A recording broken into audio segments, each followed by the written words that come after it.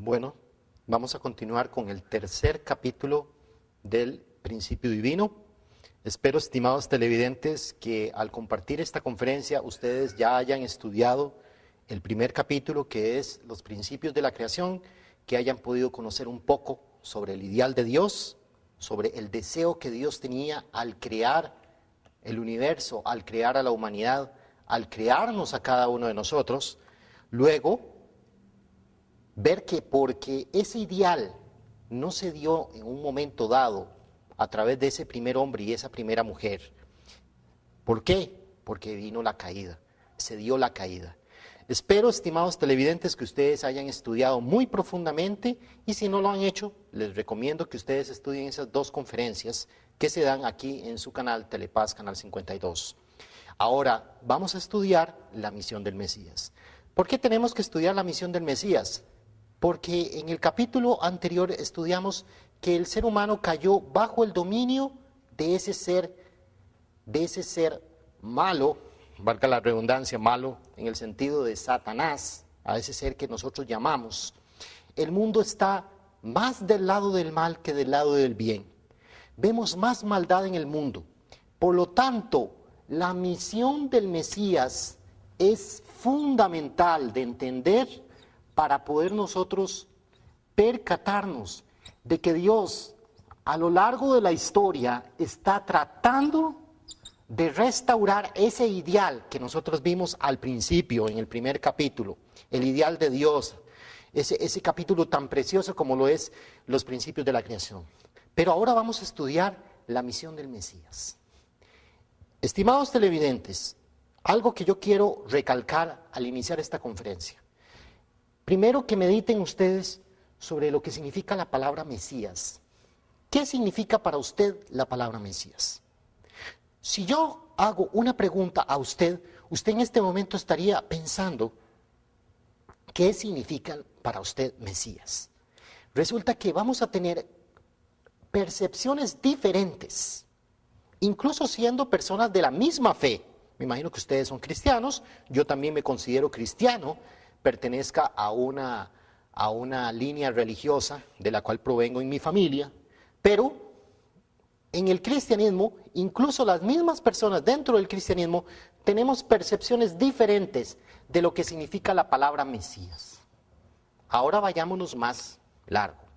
Pensemos un poquito, ¿de dónde proviene esta palabra? Resulta que la palabra Mesías viene del hebreo. Entonces estamos hablando incluso de otro idioma, estamos hablando de otra cultura. Tendríamos que preguntarle a un hebreo de la época antigua y preguntarle qué era para usted realmente la palabra Mesías.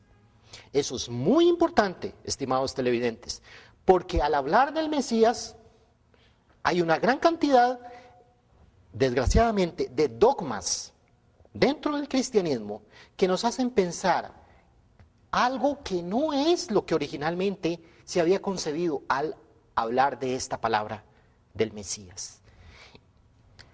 La palabra Mesías significa ungido. Ungido o escogido.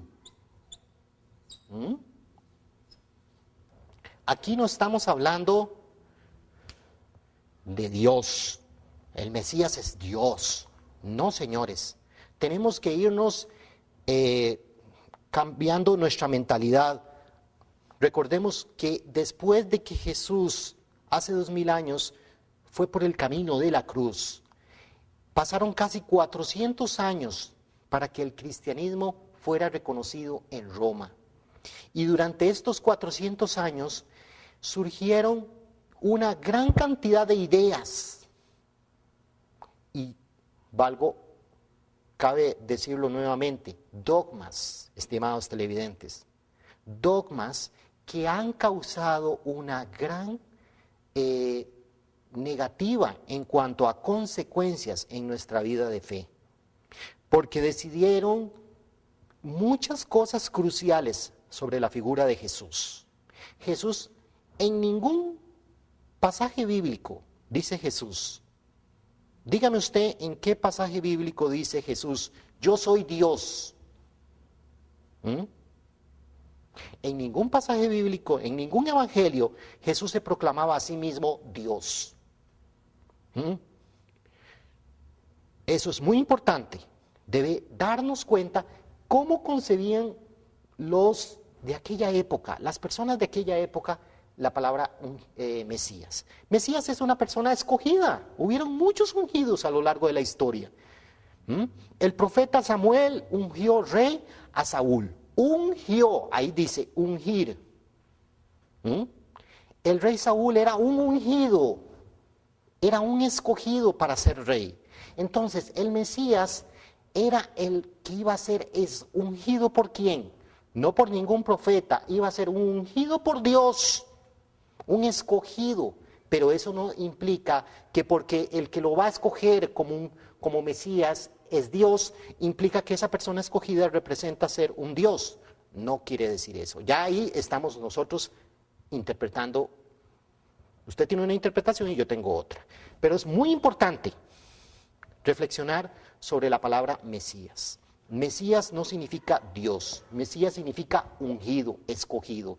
Y ustedes pueden encontrar una gran cantidad de pasajes bíblicos y más adelante nosotros podríamos profundizar, pasar toda 1 hora, 2 horas hablando de la palabra Mesías. Para nosotros tener un concepto de lo que el principio divino recalca de lo que significa la palabra Mesías. La palabra Mesías que se habla en el principio divino es completamente diferente a como se habla de la palabra Mesías en el cristianismo y trata de acercarse a la concepción de la palabra Mesías que tenían los judíos. Sin embargo, hasta los mismos judíos concebían la palabra Mesías en una forma que no era la que se quería enseñar según la providencia. Si los judíos hubieran concebido la palabra Mesías como lo decía desde el punto de vista de Dios, ellos hubieran reconocido a Jesús. Ellos no reconocieron a Jesús porque concebían la palabra Mesías en otra forma. Ese hijo de un carpintero no puede ser el Mesías. Eso era lo que pensaban los judíos. Y eso trajo una consecuencia hace 2000 años. Entonces es importante que usted le dé la oportunidad a Dios, orando, porque ni yo le voy a usted convencer qué significa la palabra Mesías. Es que usted dentro de su corazón conciba realmente lo que Dios concibió como esa palabra, que es Mesías. Resulta que a raíz de la caída se inicia lo que conocemos como la providencia de la salvación. ¿De dónde surge la palabra salvación? Aquí caemos en otro concepto, salvación. Siendo cristianos todos nosotros, concebimos esta palabra en formas diferentes. Vean qué curioso. Por eso existen una gran cantidad de denominaciones en el cristianismo. Porque concebimos la salvación en una manera, otros la conciben en otra manera. Otros dicen, tengo que bautizarme en una manera y yo recibo la salvación en esa manera. Otros consideran que seguir al tal fundador de una iglesia es la salvación. Vean qué interesante, estimados televidentes. Solamente y dentro del mismo cristianismo existe una concepción variada, que no quiere decir la verdadera, que es muy importante, que usted encuentre dentro de su corazón el verdadero significado de la palabra salvación. Resulta que Dios originalmente quería establecer un ideal. ¿Un ideal a través de quién? Los estudiosos del principio divino dicen, que espero que ustedes nunca se aburran de estudiar el principio divino. Pero hay algunos estudiosos del principio divino que dicen, qué aburrido, otra vez me van a hablar de Adán y Eva. Pues resulta que aunque usted se aburra, Adán y Eva representaban el ideal de Dios. El ideal de Dios estaba a través de este primer hombre y esta primera mujer. Si usted cree en Dios y si usted cree en el libro, en la Sagrada Biblia, la Biblia empieza con el Génesis y en el Génesis se habla de un matrimonio que Dios quería establecer. Un matrimonio completamente unido a Dios. centralizado en Dios. Y que producto de ese primer matrimonio vendrían hijos de bondad, hijos sin pecado. Y que a partir de esta primera familia se formarían más familias, sociedades, naciones y un mundo. Y hubiera sido el reino de los cielos. ¿Centralizado en qué, estimados televidentes? Centralizado en que ese primer hombre y esa primera mujer hubieran cumplido con un principio muy importante que enseña el principio divino. ¿Cuál es el principio? Uno de los principios más importantes que enseña el principio divino. El principio de la responsabilidad humana. Hay algo que no depende ni de usted, ni de mí, para que otra persona haga el bien o haga el mal. Usted puede desear lo mejor para este mundo. Usted puede desear lo mejor para su familia, pero no podemos intervenir en la responsabilidad individual de cada persona. Así, de esta forma, ni siquiera Dios podía intervenir, ni siendo Dios todopoderoso, podía intervenir porque era un principio que Él había establecido. Nosotros lo vimos en los principios de la creación. El principio de la responsabilidad. Adán y Eva tenían la responsabilidad de obedecer a la palabra de Dios, de no comer. Eso es lo más importante. La responsabilidad de Dios de no comer del fruto del árbol de la ciencia del bien y del mal. Ese es el plan de Dios. Isaías 46:11. Tal como lo he dicho, así lo haré. Como lo he planeado, así lo cumpliré. Dios tiene principios y esos principios son absolutos, eternos e incambiables. El principio que Dios creó es que el ser humano, por su propio esfuerzo, por su propia creatividad, tenía que cumplir el plan original de Dios. ¿Pero qué?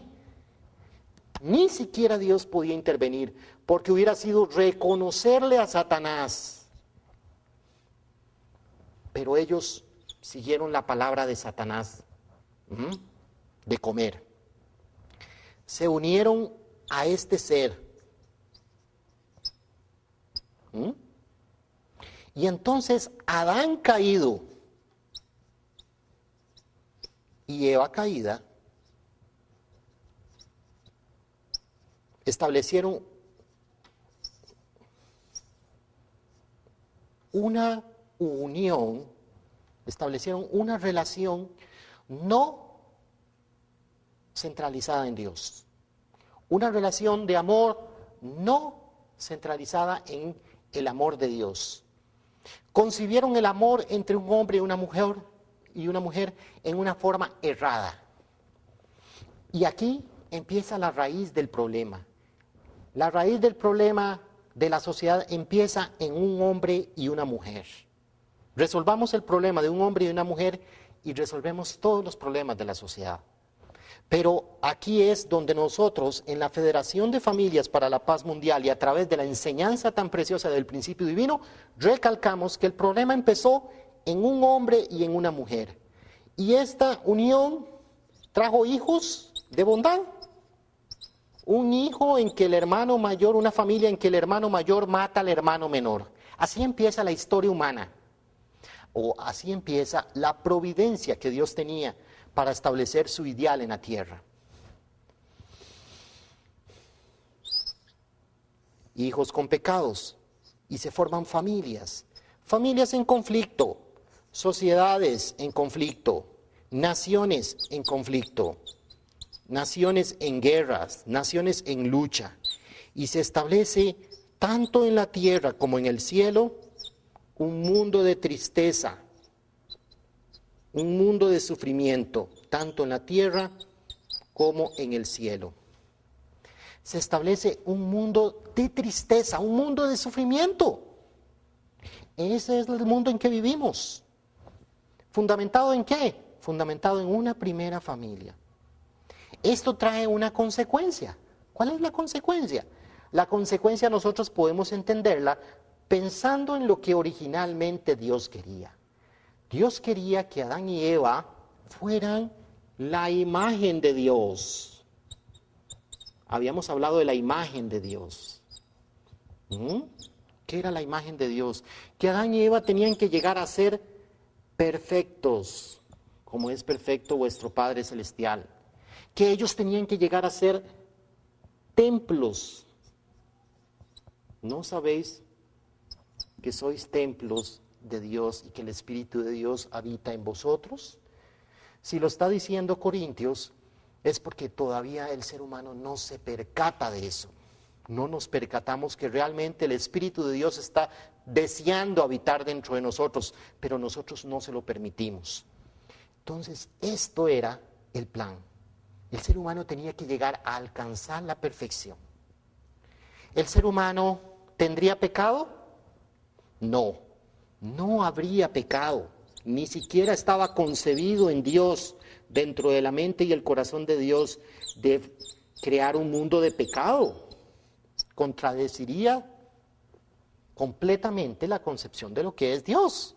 Originalmente Dios es un Dios de bondad y Dios quiere un mundo de bondad.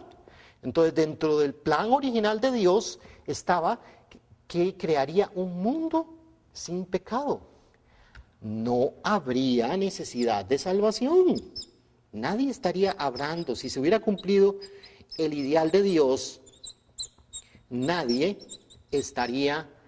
habría necesidad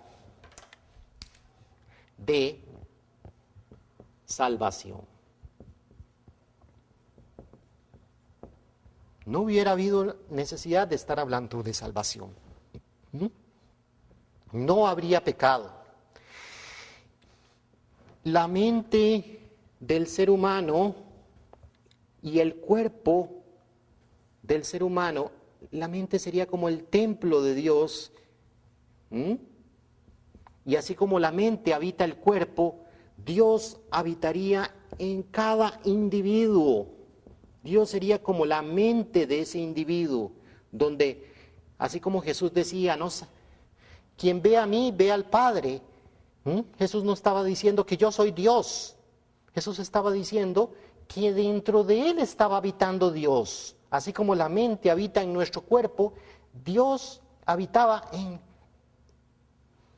en Jesús. El Espíritu de Dios habitaba en Jesús porque estaba completamente unido en pensamientos y en acciones.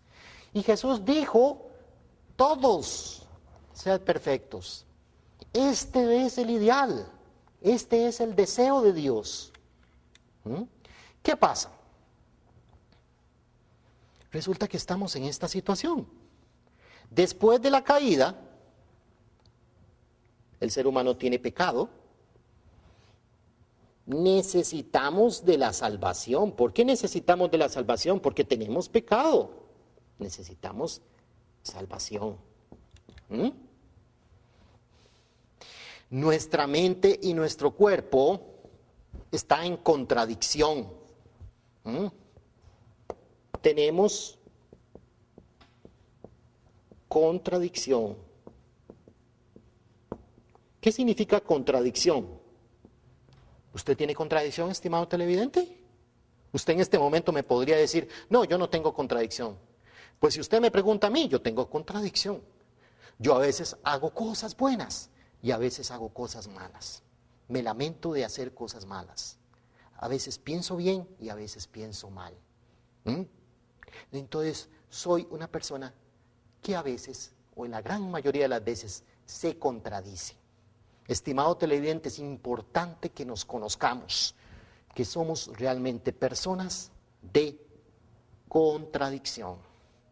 Y eso no era lo que originalmente Dios deseaba. Dios no quería que el ser humano fuera contradictorio. Dios no quería que el hombre esté buscando, luchando por encontrar la salvación. No, Dios quería un mundo ideal. Resulta que desde la caída de Adán y Eva, Dios inicia un proceso de salvación. Y eso es lo que nosotros estamos estudiando en este momento. La historia de la salvación. Pero, ¿qué es salvación? ¿Qué es salvación? Si una persona se está ahogando,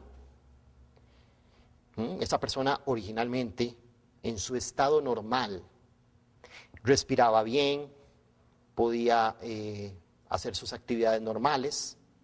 Resulta que esa persona decide irse a meter a una piscina o a un balneario o al mar y empieza a ahogarse. Pues llega la persona, el salvavidas, lo saca y lo coloca ahí tendido, queda el Señor. Esa persona queda tendida en el suelo. ¿Ya esa persona está salva? Si la vemos ahí tendida, no. Hasta que esa persona pueda restaurarse al estado original en que pueda respirar por sí misma, no hemos logrado la salvación completa. La salvación de una persona que se está ahogando es volverla a colocarla en su estado original. Resulta que el principio divino, en los principios de la creación, nos enseña cuál es el estado original del ser humano. Esto implica que cuando el ser humano, cada persona de este mundo practique esto, no tenga pecado, no requiere de salvación, se logró la salvación completa. Así sería. Entonces, ¿cuál es la situación? Dios mandó hace 2000 años a Jesús. Y Jesús era el escogido.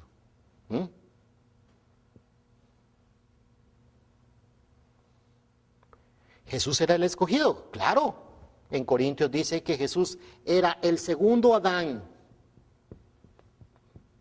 ¿Qué implica ser el segundo Adán? Que el segundo Adán viene a hacer lo que el primer Adán no hizo.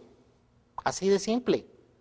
El primer Adán falló, entonces Dios va a mandar al segundo Adán, porque Dios es absoluto, eterno, incambiable, y su voluntad es absoluta, eterna e incambiable. Estimados televidentes, lo que quería hacer Dios con el primer Adán, ¿lo va a desechar Dios? Y dice, no, ahora lo que voy a hacer es otra cosa. No, si Dios es un Dios absoluto, eterno e incambiable, el segundo Adán viene a hacer lo que el primer Adán no hizo. ¿Qué es lo que tiene que hacer el segundo Adán? El segundo Adán tiene que lograr el propósito, lograr hacer sustancial el propósito de la salvación. Y el propósito de la salvación es el propósito de la recreación. Recrear la voluntad de Dios, volver a hacer real, a hacer realidad el plan de Dios. Y el plan de Dios era el primer hombre y la primera mujer, ¿qué tenían que hacer? Cumplir, hacer realidad las 3 bendiciones. ¿Cuáles son las 3 bendiciones, estimados televidentes? A mí me gustaría tener un teléfono en este momento y llamarlos a ustedes y decir, estimado televidente, ¿cuáles son las 3 bendiciones? Y yo espero que ustedes me digan, las 3 bendiciones están en el libro de Génesis 1:28, y la primera bendición era que Adán y Eva tenían que fructificar, multiplicar y señorear. Esto era lo que tenía que hacer el primero Adán. ¿Y el primer Adán qué tenía que hacer? ¿Solamente tenía que hacerlo era el hombre nada más el que tenía que hacer eso? No. Dios primero tiene que restaurar a un hombre. El mismo hombre de carne y hueso es el mismo hombre de carne y hueso. Ahora no vamos a cambiar a ese primer Adán y Dios iba a tener el plan. No, bueno, pero el primer Adán es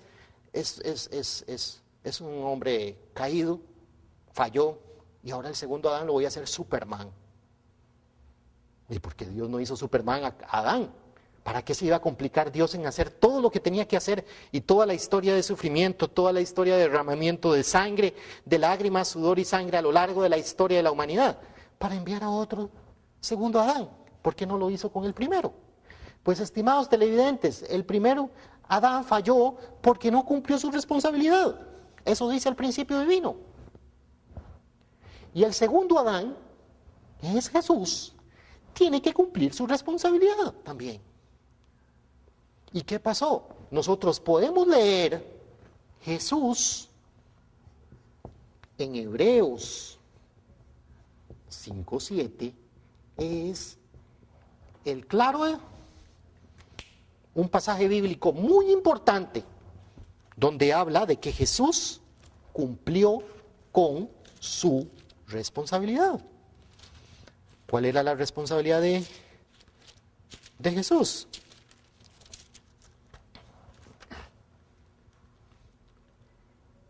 Hebreos 5:7 dice: y Cristo, en los días de su carne, ofreciendo ruegos y súplicas con gran clamor y lágrimas al que le podía librar de la muerte, fue huido a causa de su temor reverente.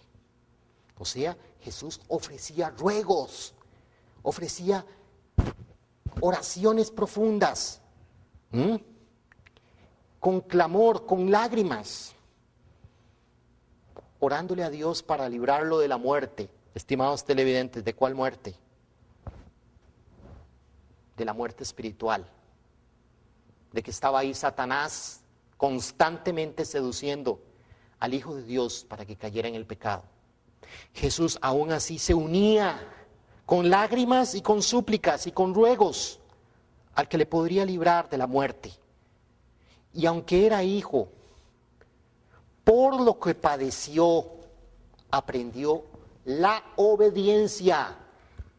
Este Jesús que usted conoce, que tiene en su corazón, era un segundo Adán, pero tenía un corazón completamente unido a Dios. Y dijo, yo voy a ser obediente a Dios, a pesar de cualquier tentación. Dice, y habiendo sido perfeccionado, vino a ser autor de eterna salvación para todos los que le obedecen. Estimado televidente, Jesús es el autor de la salvación que se está iniciando. Claro que se está iniciando, se inicia con Jesús la salvación. Pero ¿qué pasa? Aún con todo el sacrificio que hizo Jesús, ofreciendo ruegos y súplicas y gran clamor al que le podía librar de la muerte, Él se perfeccionó. Ahí está la victoria de Dios a través de Jesús. Pero ahora Jesús tenía que enseñar a toda la humanidad que estaba aquí de que tenían que perfeccionarse. ¿Y qué pasó? ¿Qué pasó en el tiempo de Jesús?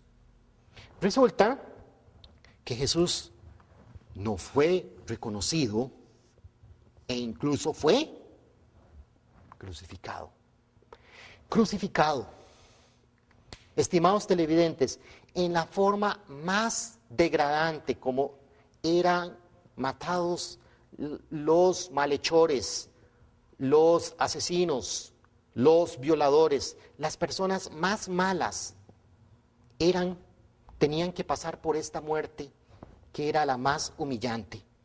Estimado televidente, reflexionemos sobre esa situación. ¿Qué pasó con la venida de Jesús? ¿Sería esto lo que Dios quería con todo lo que Él había invertido, con todo lo que Dios había invertido en un pueblo que tuvo que caminar por el desierto?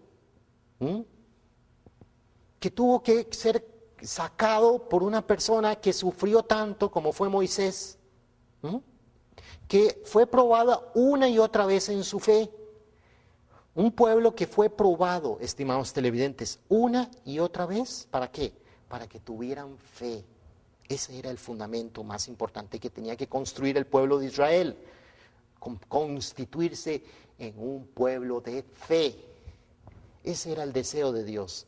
Y en un pueblo de fe, en un pueblo preparado para recibir ¿a quién? Para recibir al Mesías, para recibir al Señor. ¿Qué pasó? Pues Jesús fue rechazado y Jesús finalmente fue crucificado. Estimado televidente, preguntémonos, bueno, la salvación ya se cumplió. Aquí termina la conferencia. Aquí terminamos con todo. No, señores, estamos aquí. Seamos claros, seamos sinceros. Estamos en este mundo de tristeza. Estamos en este mundo de injusticias. El pecado original todavía se transmite de generación en generación. Y como dice el mismo Pablo, miserable de mí, ¿quién me librará de este cuerpo de muerte? Aún Pablo, uno de los principales seguidores de Jesús, él experimenta lo que estamos hablando al inicio, la contradicción. Aún con la venida de Jesús, el pecado todavía permanece. ¿Qué dice primero de Juan, estimado televidente?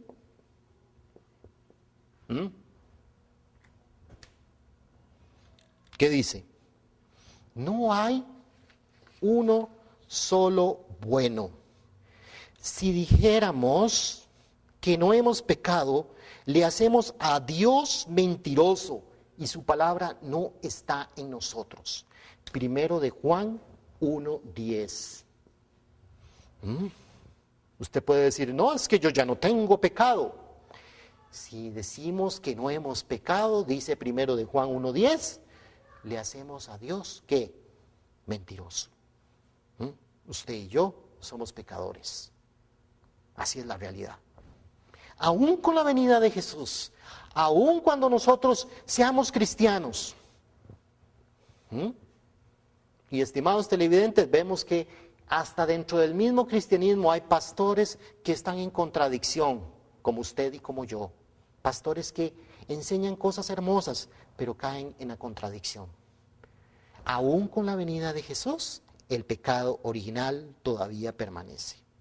Dice Romanos 8:23.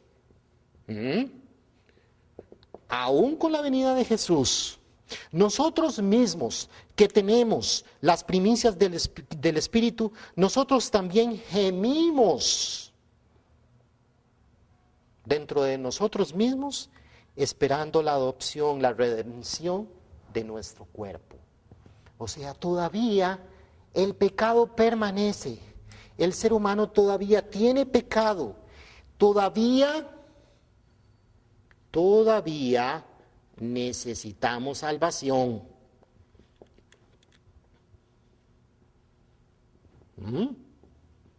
Aún con la venida de Jesús, necesitamos salvación. Aún con la venida de Jesús, mi cuerpo gime esperando la redención. Aún con la redención, si decimos que no hemos pecado, le hacemos a Dios mismo mentiroso. Aún con la venida de Jesús, miserable de mí. Así como dice Pablo, nos sentimos miserables porque somos personas contradictorias. Estimados televidentes, esto nos dice que con la venida de Jesús y todos los acontecimientos que sucedieron,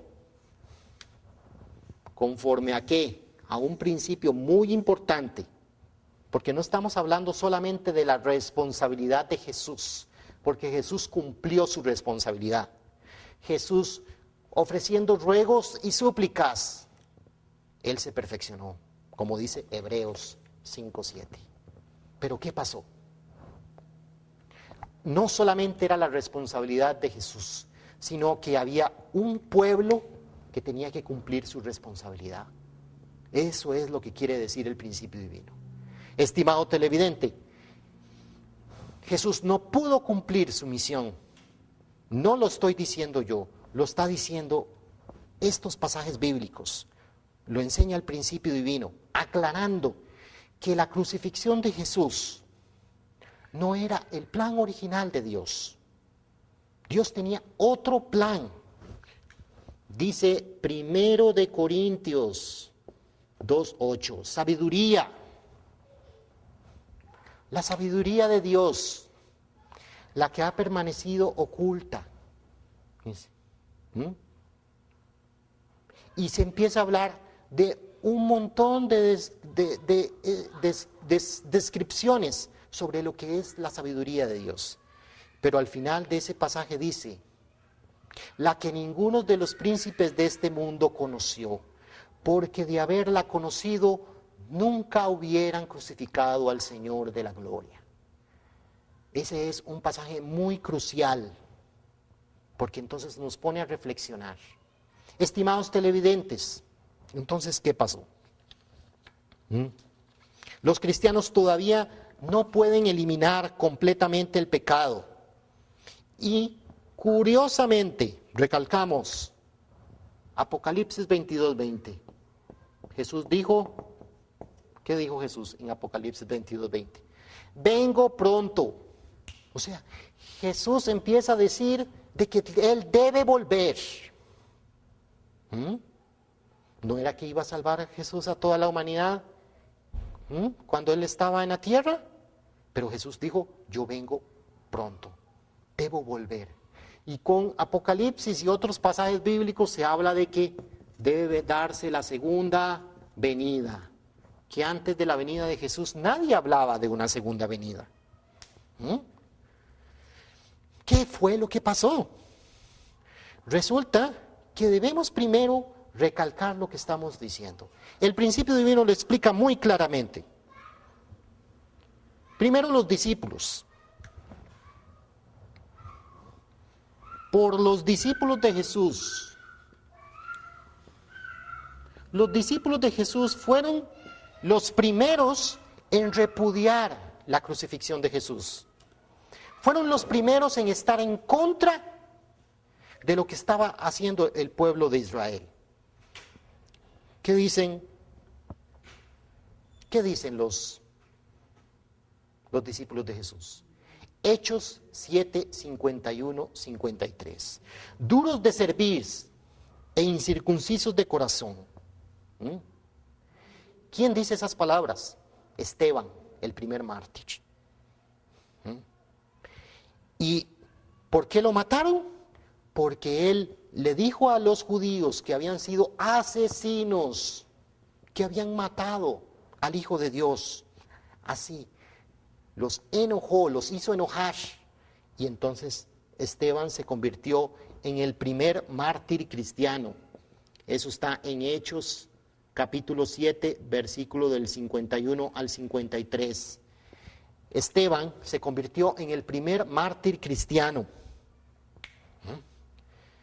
Ahí podemos ver cuál era la percepción de los discípulos de Jesús. Los mismos seguidores de Jesús estaban en contra de lo que estaba sucediendo o de lo que había sucedido. La providencia de Dios. Otro aspecto importantísimo. Estaríamos negando la providencia de Dios si nosotros reconocemos que la crucifixión era el plan de Dios. ¿Para qué Dios había invertido mandando profetas al pueblo de Israel? ¿Para qué Dios había estado luchando por educar al pueblo de Israel? ¿Para qué? Para que tuvieran fe, para que reconocieran al Mesías, para que reconocieran a Jesús. Ese era el propósito. Todo el esfuerzo que está haciendo Dios a lo largo de la historia por 4,000 años preparando a un pueblo. Estimados televidentes, reflexionemos, estamos hablando de 4,000 años de preparación de un pueblo. Si el deseo de Dios es que crucifiquen a su hijo o que maten a su hijo cuando él venga, no estamos hablando del sufrimiento de Jesús físico, porque sabemos que ahorita vamos a hablar de algo, del logro, de la victoria de Jesús, porque no estamos diciendo, por favor, estimado televidente, no estamos diciendo, como algunas personas que estudian el principio divino, como dicen, le dan una pincelada y de una vez interpretan, porque lo único que quieren es que cuando estudian el principio divino quieren encontrar qué cosas malas hay en el principio divino. No, estamos estudiando el principio divino. Y el principio divino está diciendo que la crucifixión fue un error.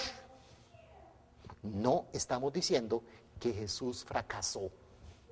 ¿Ve? Eso es muy diferente. El principio divino no está diciendo que Jesús fracasó. Recalcamos, Jesús fue victorioso, Jesús cumplió su responsabilidad, Jesús se unió a Dios completamente. ¿Pero qué? ¿Había un fracaso de quién? No estamos diciendo de Jesús, estamos hablando del pueblo de Israel que tenía que cumplir su responsabilidad de unirse a Dios. Un pueblo que había sido preparado por 4000 años. Y vino figuras muy importantes, personajes muy importantes, milagros rodeaban la venida de Jesús. Un gran milagro como fue el nacimiento de Juan Bautista. Como dice Lucas 3:15, incluso pensaban si Juan Bautista era el Cristo. La gente vio ese gran milagro. Zacarías, el padre de Juan Bautista, quedó mudo. ¿Por qué? Porque venía el momento más precioso de toda la historia humana, que era centralizado en el nacimiento del Hijo de Dios. Y así una gran cantidad de aspectos. Podemos ver Lucas 1:13, la historia de cómo el ángel se le apareció a María. Todos los milagros que están rodeados del nacimiento, que están rodeando el nacimiento de Jesús, la venida de Jesús, la venida del Mesías. Todo para un propósito, preparando gente. ¿Para qué, estimado televidente? Preparando gente. ¿Para qué? Eso es lo que hay que reflexionar. ¿Para qué? Para que tuvieran fe en el Mesías, para que creyeran en el Hijo de Dios, para que creyeran en el ungido. Estimado televidente, el ungido, el Mesías es la persona escogida por Dios, no es la persona que decide Fernando. Yo voy a decidir quién es mi Mesías. No, la gente en aquel tiempo dijo, no, para mí ese no es el Mesías. Pero resulta que era el escogido de Dios. Jesús era el escogido de Dios. Ese hijo del carpintero era el escogido por Dios. Y la gente no lo quiso aceptar. ¿Por qué? Porque miró con ojos humanos a Jesucristo. Entonces, no miremos con ojos humanos a las personas que históricamente han sido escogidas, porque eso ha traído una consecuencia trágica a lo largo de la historia. ¿Qué pasó con las palabras y obras de Jesús? Bueno, palabras y obras de Jesús son las que deberían de dar testimonio de que eso era la voluntad de Dios. ¿Hay algún pasaje bíblico donde Jesús dice, esto es lo que ustedes tienen que hacer? Le preguntan a Jesús, ¿cuál es la voluntad de Dios? Y Jesús lo responde claramente en Juan 6:29. ¿Cuál es la voluntad de Dios? Le preguntan a Jesús. ¿Y qué dice Jesús? Lea ese pasaje bíblico. Dice, la voluntad es que crean, creer en el que Él ha enviado. Esa es la voluntad de Dios, creer en el que Él ha enviado. Ahí Jesús está diciendo claramente cuál es la voluntad de Dios. Y ahí Jesús está diciendo qué está pasando aquí, si esto realmente era la voluntad de Dios. Nuevamente recalcamos, si el principio divino está afirmando algo, es porque tiene un fundamento bíblico. Tiene un fundamento bíblico. Y yo soy un estudiante del principio divino y espero que usted de corazón sea un estudiante del principio divino y que el principio divino llegue a ser suyo. Y usted en este tiempo tenemos la gracia de recibir la gran bendición de Dios, de tener el principio divino y tener cosas tan claras. El principio divino recalca, haciendo referencia a este pasaje bíblico. La voluntad de Dios es que crean. Si la voluntad de Dios es que crean en el que Él ha enviado, entonces, ¿cuál es la voluntad que están haciendo los judíos?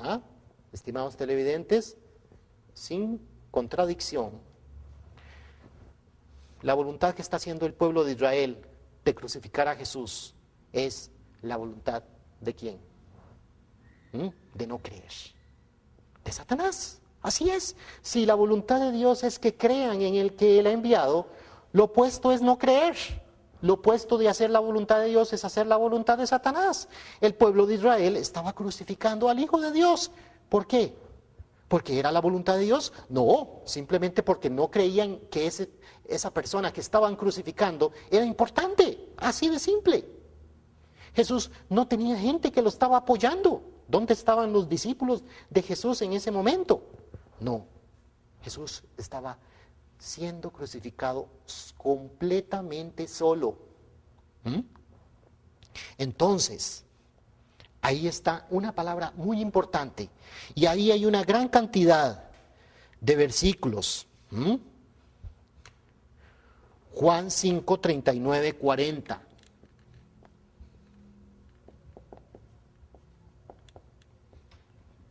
¿Qué dice Juan 5, 39, 40, estimados televidentes? Juan 5, 39, 40 dice: escudriñad las Escrituras, porque a vosotros os parece que en ellas tenéis la vida eterna, y ellas son las que dan testimonio de mí.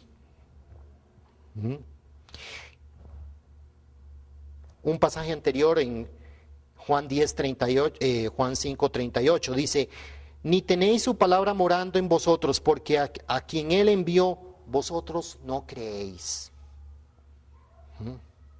Entonces resulta que los judíos, escuchando las proclamaciones sorprendentes sobre el amor de Dios, sobre el perdón al enemigo, sobre amar al enemigo, esas proclamaciones tan sorprendentes, los judíos estaban buscando dónde dice eso, qué es eso que está diciendo este Señor. Y Jesús les dice: escudriñar, porque a vosotros os parece que en ellas tenéis vida eterna. Estimado televidente, sigamos lo que nos dicte nuestro corazón al estudiar el principio divino. Si nosotros escudriñamos, no vamos a encontrar lo que el principio divino, una preciosa revelación, está diciendo. Estamos viviendo una época muy similar a la que vivieron los judíos. Si nosotros pasamos escudriñando en las Escrituras, nos vamos a dar cuenta que vamos a abandonar lo que el corazón nos dicta. A los discípulos, resulta que las personas que menos conocían de la palabra de Dios fueron las que finalmente siguieron al Mesías. Entonces, tengamos cuidado con esas palabras. Palabras de Dios, Juan 10, 38. ¿Qué dice Jesús en Juan 10, 38?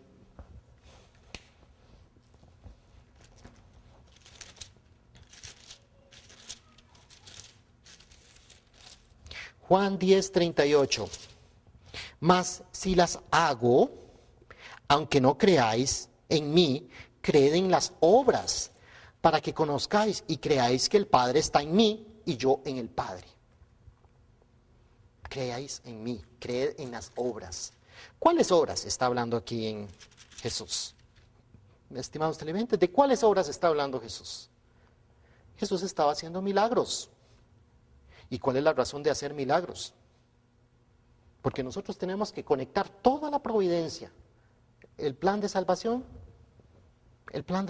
es hacer milagros. Estimados televidentes, hay una gran cantidad de iglesias donde se hacen milagros y se llenan de personas. ¿Por qué? Porque las personas quieren recibir milagros. ¿Ok? Estamos bien. Cada uno decide lo que quiere hacer con su vida. Cada uno conoce su situación personal. Y todos a veces deseamos un gran milagro en algún momento en nuestra vida. Hay muchas iglesias que se llenan de personas, de miembros, donde hay un lugar que se hacen milagros. Pero ¿eso va a cambiar el corazón humano? ¿Eso va a cambiar el corazón de la humanidad? Jesús recalca, Él estaba haciendo milagros porque quería que la gente lo reconociera, para que creáis que yo estoy en el Padre y el Padre está en mí. Ese era el deseo. El deseo de Dios era que creyeran.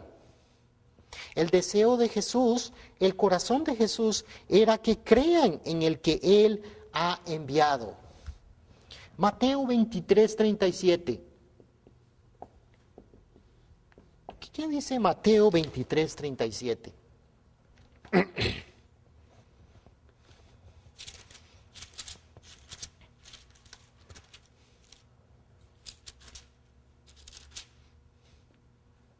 Dice, Jerusalén, Jerusalén, tú que matas a los profetas y apedreas a los que te son enviados.